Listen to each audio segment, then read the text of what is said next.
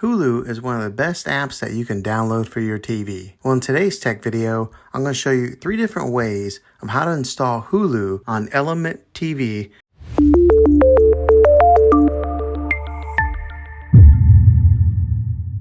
It can be really frustrating if you want to watch some of the great content that is on Hulu and you find that your TV is unable to download it. If your TV is an older model of smart TV, then it could prevent you from downloading this app.